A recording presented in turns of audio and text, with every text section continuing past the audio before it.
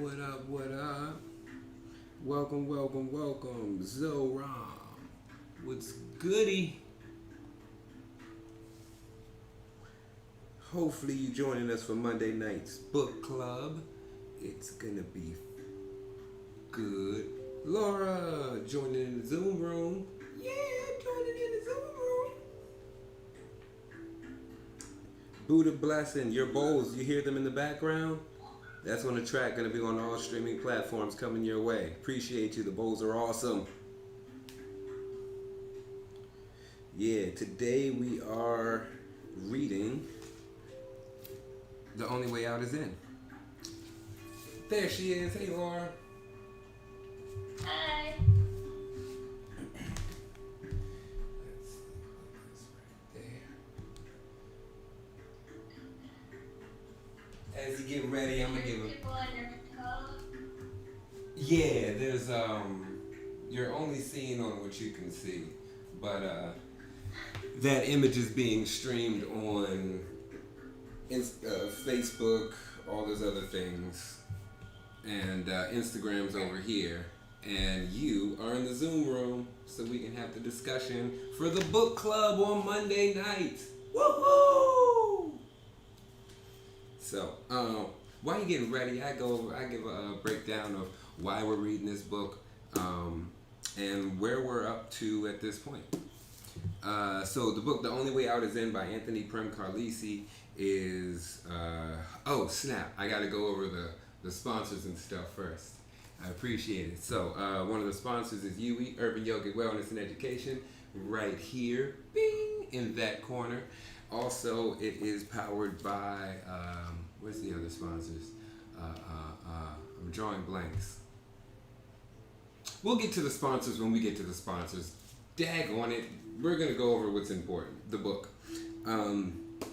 This book breaks down yoga, Ayurveda, and Tantra and explains how they're the three sister sciences that help create the pyramid of health.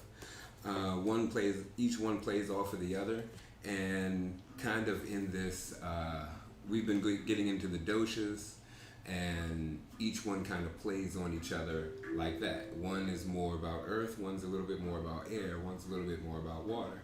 So we're making these correlations throughout the book as we went through the symbiotic relationships, how we see the different elements externally and internally. And we got up to, we did Vata Pitta Kapha. Last week we were talking about, I remember saying this a couple times, it has the ability to take anything from the external environment and create it a part of you. That's what that fire is, that pitta. We went over Vata and we explained it's like, it's your breath, the exciting energy. It could even be seen as like nervous energy. That's that energy for change, the energy for shift. And we have Kapha, and Kapha is like the foundation. That is the combination of the earth and water element, and it's like heavy, cold, dull, and it relates to your physical body. It's kind of like your home. And let's see what else. Then we talked about the blueprint of the genetic code, Prakriti and Vakriti. We went over how we did skip over that. We talked about with a balanced lifestyle, when balancing these Vata, Pitta, and Kapha energies, what that looks like, knowing that it's going to look different for everyone because everyone's lived a different life. So how do you see it on yourself? What do you feel is an extreme? And then you can note that it's an extreme. And then knowing that it's an extreme, work on just tailoring it in.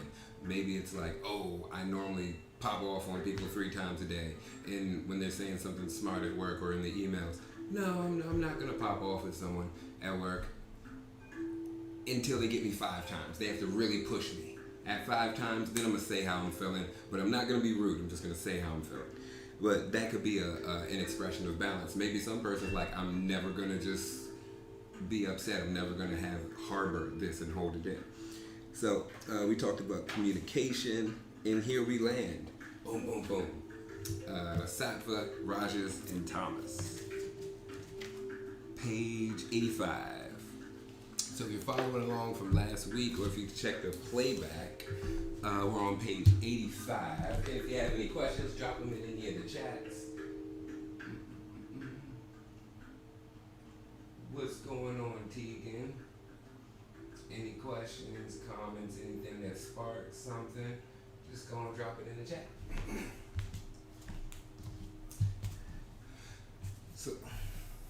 So Laura, question. I know we talked about Ayurveda before. Have you heard about the different doshas, right?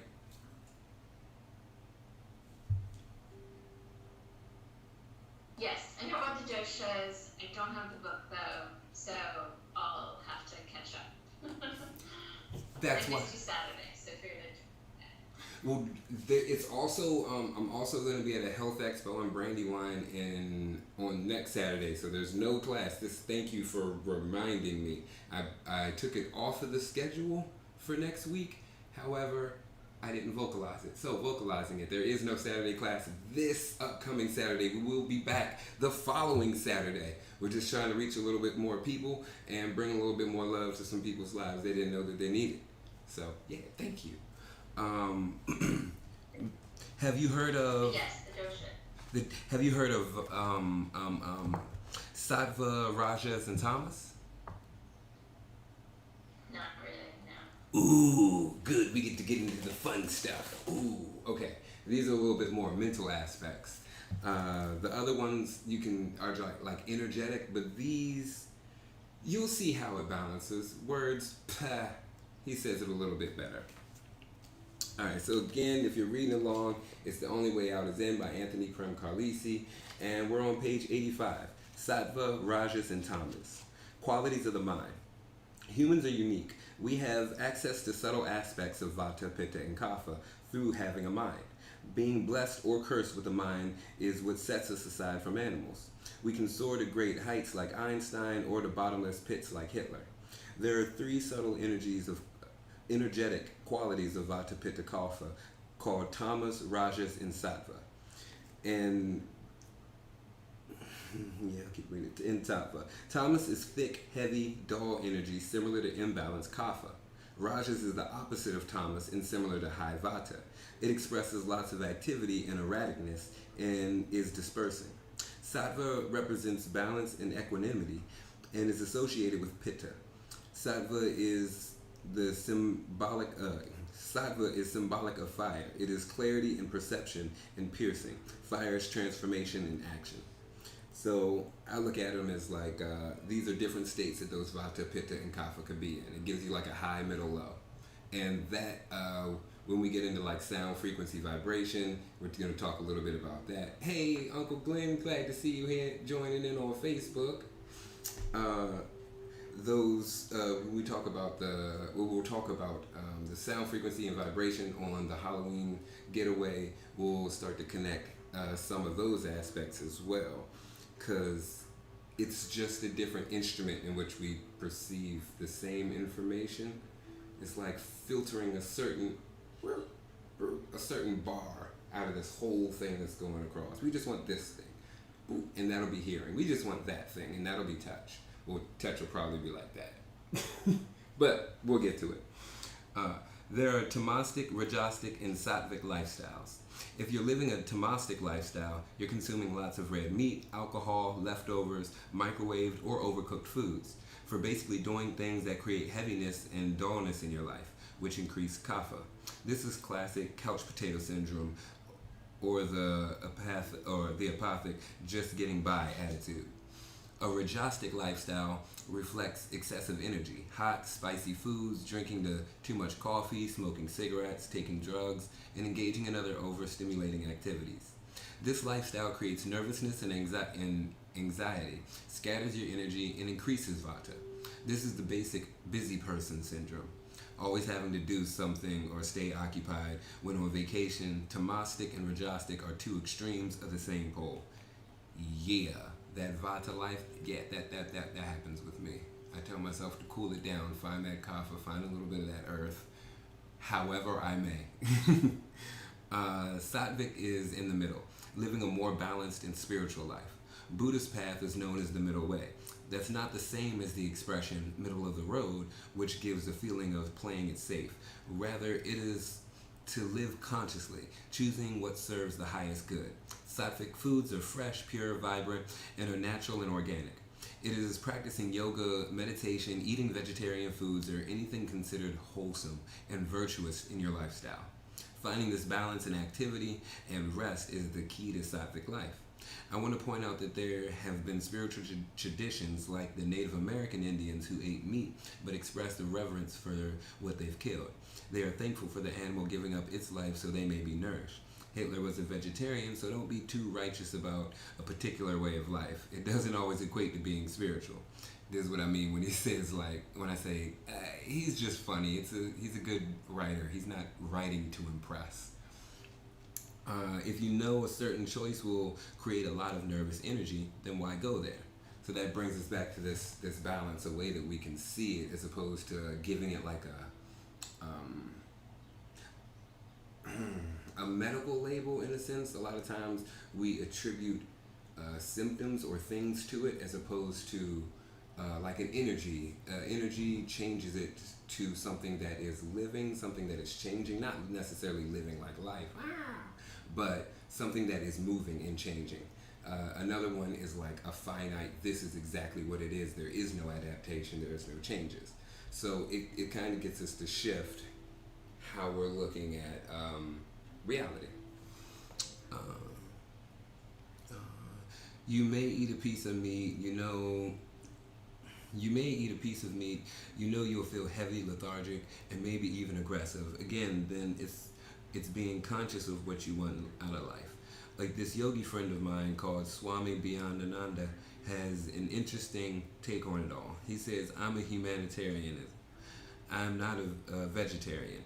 I eat people and only the highest beings because, as you know, you are what you eat.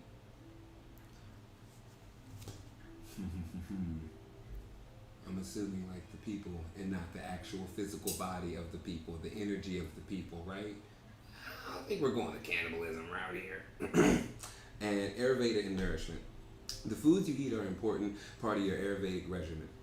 Because you consume food at least 3 times a day, Ayurveda says about 60% of your nourishment comes from the foods you eat, and the other 40% comes from your breath.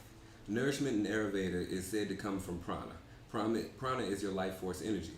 That is why breathing in yoga is so vital. It's like a meal. In asana or pranayama breathing exercise class, I will say out loud, savor each breath like a delicious meal, for it directly nourishes you each moment. Another source of nourishment is the sun, which we absorb through our skin.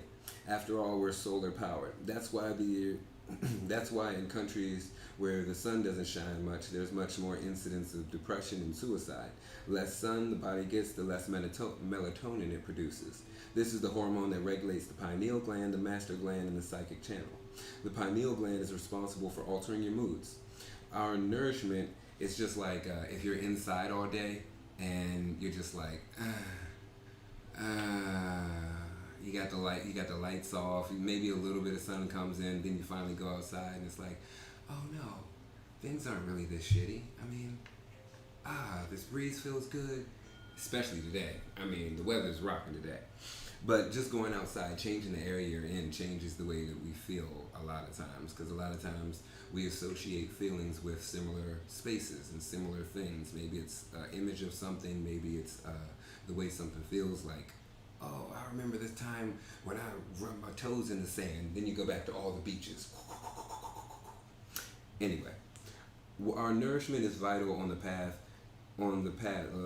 Our nourishment is vital on the spiritual path. Otherwise, we do not have enough juice to pursue the Himalayan feat of ascending within. Again, it is not a physical food, carrots, potatoes, beets, that nourish you. You get fed by the colors you wear, by the people you're with, the kinds of books you read, music you listen to, the movies you watch, and so on. All of these are either nourishing you or not. These foods have different energies about them.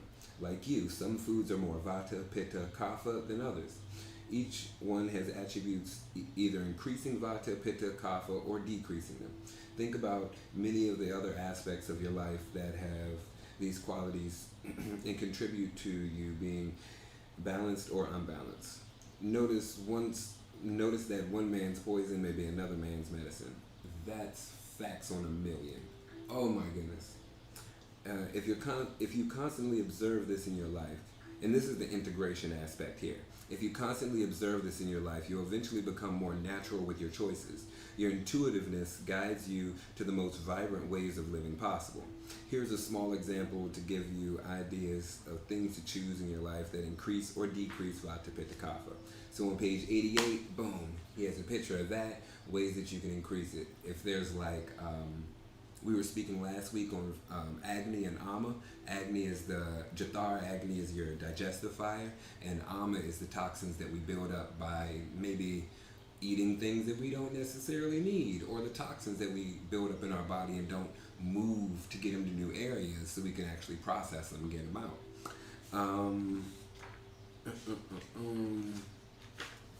Skip. And let's see, the 6 tastes. Yeah, I definitely wanted to get into digestion of the mind because we're speaking on digestion. So we're gonna stop after this chapter.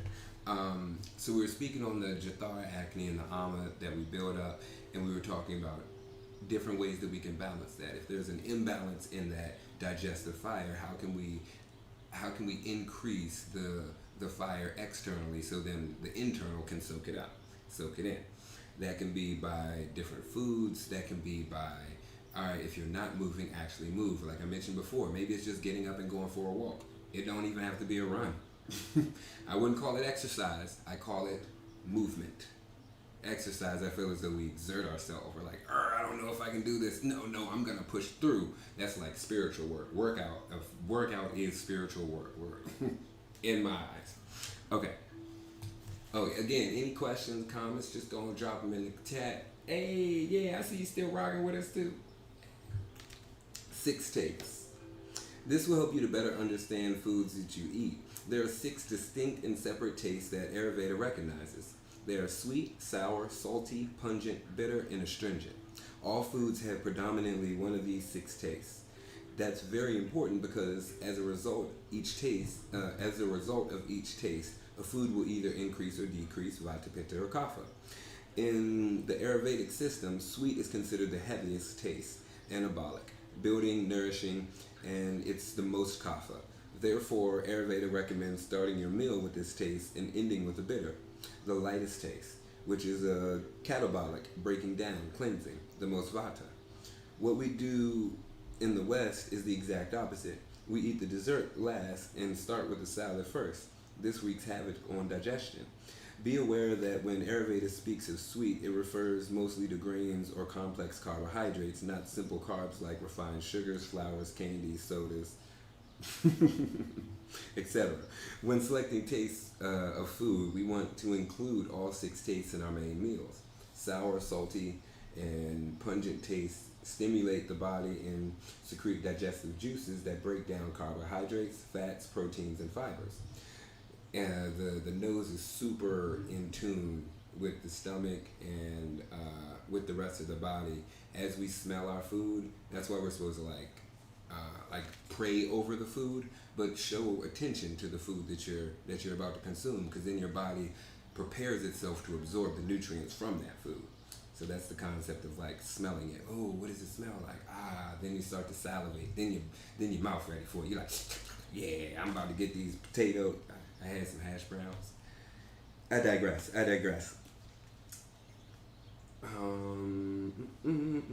Salt, sour, salty, and pungent tastes. And okay, the chart below demonstrates the various qualities of these 6 tastes and how they affect VPK.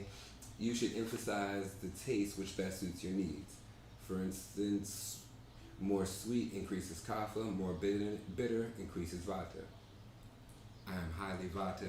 I like my earth any way I can get it, and I love my sweets. All right, let's see. We were talking before that it's, when we went over the elements, and they were saying that it's impossible to taste with a dry mouth, and I strongly support those thoughts. Give it a shot.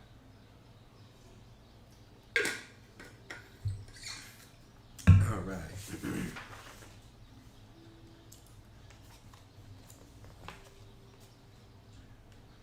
And we'll skip over to page 95, Digestion in the Mind. You now see that the main home of Kapha, Vita, and Pitta is the digestive tract. That's why digestion is so important in Ayurveda and the key to vibrant health. This part of the anatomy is so critical. The base of all health problems is based on weak digestive fire or agni, which creates ama, which is toxins. The root is digestion, but what feeds it is the reactive mind. The state of your vitality is rooted in your mind. The body is, simply a mirror of what is happening mentally and emotionally. Ayurveda states that 95% of all disease is based on unconscious mind choices. When we are struggling mentally or emotionally, it directly impacts our digestive process. Think back to the last time you ate something that when you were emotionally distressed. The food you ate probably didn't digest very well. There are two ways in which people emotionally eat. One way is the way that I react when I get upset emotionally. I don't eat. That's me. That's me. I don't eat. I have no appetite. My fire has gone completely out. The other way of emotional eating is to fill the void. The mind always puts you one way or another on food choices. Picking foods that are healthy and nourishing for you can only come from having a clear mind. This is where yoga assists in the remedy of the restless mind. Restless creates uneasiness or dis-ease. We must address first and foremost. Once the mind is at rest, you become more conscious in making beneficial choices. Always listen to the needs of the body. Otherwise, you make decisions from an emotional place based on past memories. What is a true craving? The body. Fasting will help you to figure out what a true craving is. A lot of times, my friend asked me, like last year before, he was like, in a room of us, what does it feel like to be hungry? And a lot of them were like, oh yeah, I get this thing in my stomach. And then we asked, well, when's the last time you ate? They were like, like 4 hours ago, 3 hours ago. So were you really hungry, or was it just like maybe you digesting something? I don't need to eat. And then we go to a couple people who were like, yeah, there was this one time I didn't have any food. So I was just like, I'm gonna eat when people bless me. I was like, that's a real point. I feel you. So he was like, I got to a point where I really started to feel what hunger was, and he was like, it's not just like, oh, now I'm hungry, like physically what the drain was. He was like, yeah, I felt like everything was pulling inward, and it was hard for me to like lift up and sit up. And this isn't like an anatomical yoga person. He's just like, it's just this downward pulling energy. I was like, okay, yeah, this is just beyond like I want something in my stomach. And he was saying some other things like cramping, because now it was like it felt like I wanted to fill that space. So instead of just having like a big void in there, it just like the stomach muscles would just close in. I was like, perspective, thank you. Anyway, what is a true craving? The body will direct you to what's most beneficial. The mind will steer you to pick what I call comfort foods, foods that feel familiar or have an association with the past pleasurable experience. For example, craving pasta is not necessarily healthy for me, but it reminds me of what Mama used to make. Please read this with an Italian accent. For example, craving pasta is not necessarily healthy for me, but it reminds me of what Mama used to make. These choices are fine. It's recognized for what they are. Enjoy your pasta, white sugar, flour, wine, whatever it may be occasionally, but be careful not to get in the habit of blindly reaching for these things that don't nourish you thoroughly in the long run. Ooh. And that's what I mean by like finding the balance. Like, enjoy it. Some things aren't gonna be good, but they get you to a space where you can manage the shit going on around you. Do that. We need you in that space where you can handle it. To balance. As you can see, most of all health problems are based in the mind. That's why Ayurveda can make such bold statements as 95% of all disease is rooted in our unconscious mind. When we make decisions from a mechanical place, that is the result.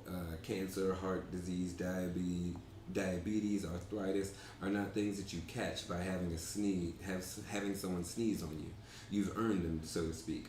A lifelong pattern of choosing things that are unhealthy becomes a slow suicide. I'm not just talking about foods that you put in your mouth. And remember, food doesn't just come from what you eat. I know it sounds crazy, but it's true. How can I relate eating sugars to suicide? Well, it seems begging,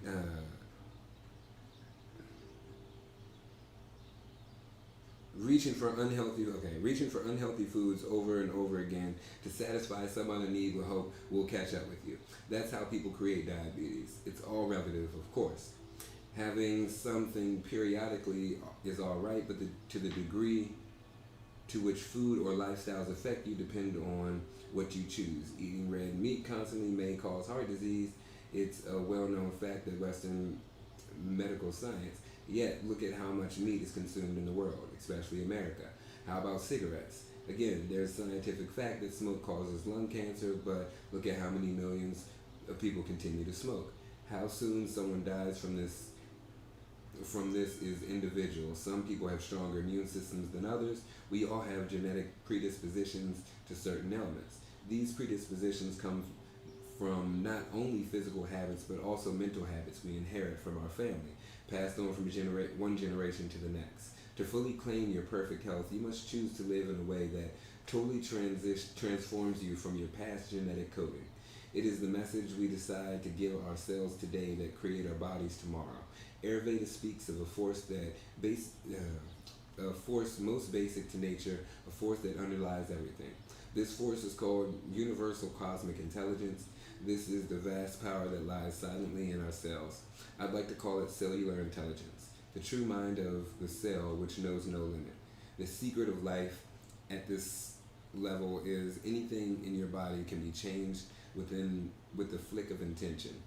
We tend to see our bodies as fixed material objects, when the truth is they are more like rivers, flowing patterns of intelligence that are constantly changing.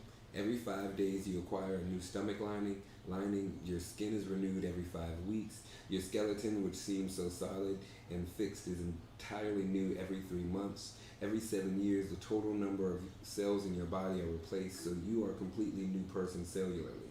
Someone who dies of a heart attack or develops arthritis has had innumerable opportunities to build new arteries or to make healthy joints. The trick is to change the printout of the body. You must learn how to rewrite the software of the mind.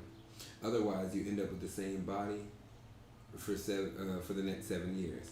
Life is immensely flexible, and the forces that cause it to endure are at last as strong as those that cause it to decay. There is an impulse in all of us that grow and change. We must be sensitive to this impulse and feed it with our intention and awareness. Before dis-ease can exist physically, it must be triggered at a deeper mental and emotional level. Rather than talking about breaking down of the DNA and repairing mechanism, or the actions of carcinogens in our food, Ayurveda says that illness results from distortion of the patterns of the universal cosmic intelligence.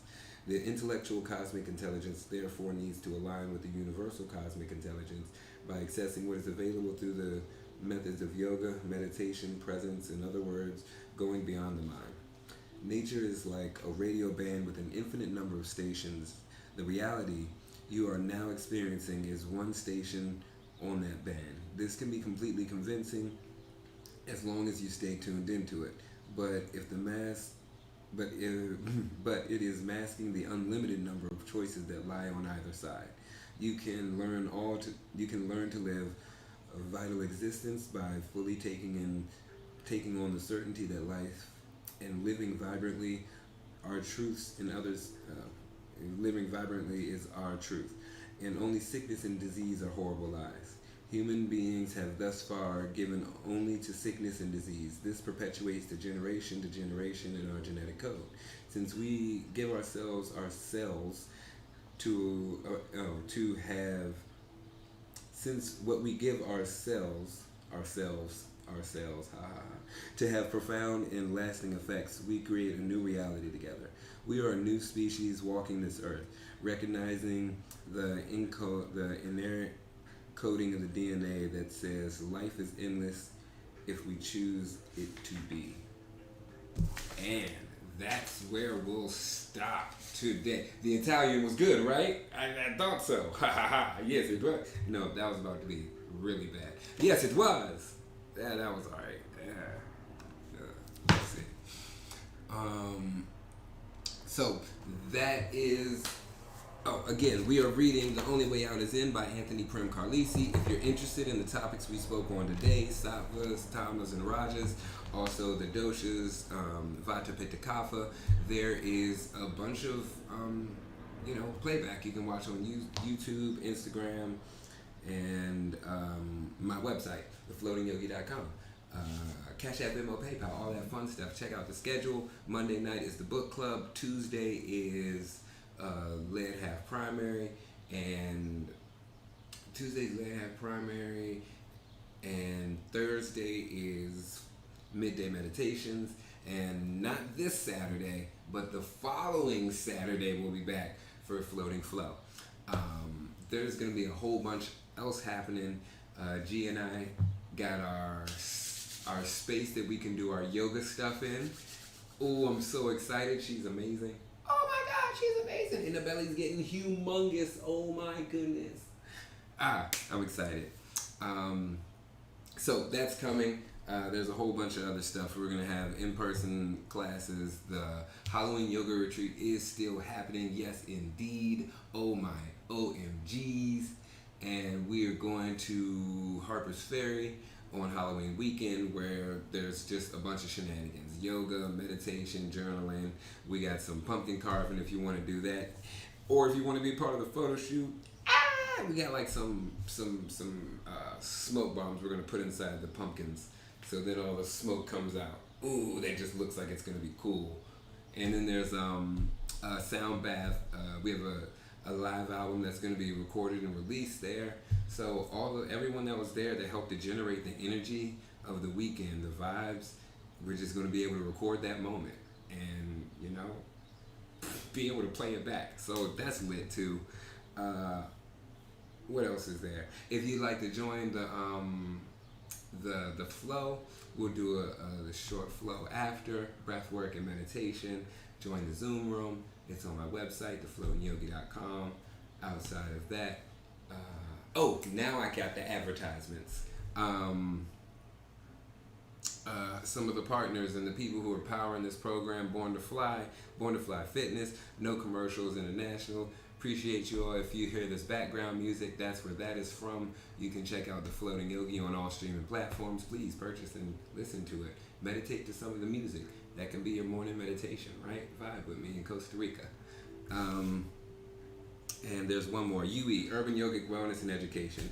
If you're looking to implement some form of yoga, meditation, mindfulness, a moment for people to balance in your life or your workspace, send an email. It'd be great to hear from you. All streaming platforms, thank you all for your presence, your energy. Cash App, Venmo, PayPal is highly appreciated as well.